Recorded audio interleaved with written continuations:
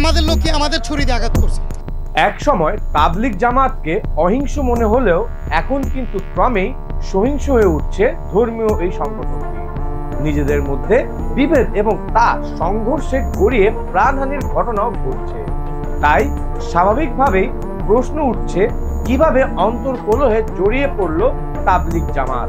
বাংলাদেশের ধর্মপ্রাণ মুসলমানদের মধ্যে স্বাভাবিকভাবে প্রশ্ন জেগেছে, ধর্মীয় অনুষ্ঠানকে ঘিরে কেন এত সহিংসতা, এত দলাদলি বা কিসের জন্য? ধর্মপ্রাণ মানুষ জানতে চায়, বিশ্ব ইজতেমাকে ঘিরে তাবলিগ জামাতের দুই গ্রুপের মধ্যে কেন এই দ্বন্দ্ব, সংঘাত, সহিংস ঘটনা? কবে থেকে এর শুরু? জানবো সেসব কথা। তাবলিগ জামাত হলো ভারতীয় সুন্নি মুসলমানদের মধ্যে সবচেয়ে বড় সংগঠন। এর মধ্যে প্রকাশ্য বিভাজন দেখা যায় মূলত 2017 সাল থেকে। এ সময় থেকেই মাওলানা জুবায়ের ও মাওলানা সাদ কান্দলভির অনুসারীরা দুই ভাগে বিভক্ত হয়ে পড়ে।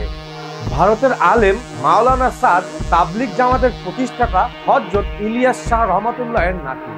বিভাজনের সূত্রপাত ঘটে যখন থেকে মাওলানা সাদ তাবলিগ জামাতে কিছু সংস্কার প্রস্তাব নিয়ে আসেন।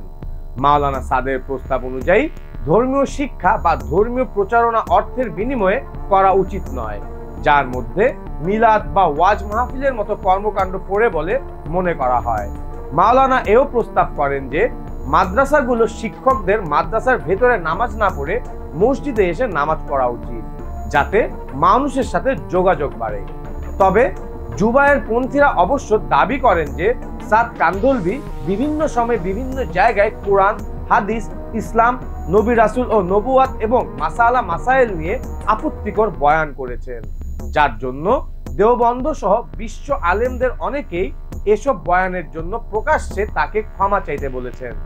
মাওলানা জুবায়ের পন্থীরা বলছেন, সাদ কান্দলভি যা বলছেন তা তাবলিগ জামাতের প্রতিষ্ঠাতা নেতাদের নির্দেশিত পন্থার বিরোধী। তাদের বক্তব্য, কান্দলভির কথাবার্তা আহলে সুন্নাত ওয়াল জামাতের বিশ্বাস ও আকীদার বাইরে। এদিকে সাদপন্থীরা দাবি করছেন, তাদের নেতার বক্তব্য বা সংস্কারের প্রস্তাব মানতে না পেরেই বাংলাদেশ সংগঠনটির কর্মকাণ্ডকে রাজনৈতিক চেহারা দেওয়া হয়েছে।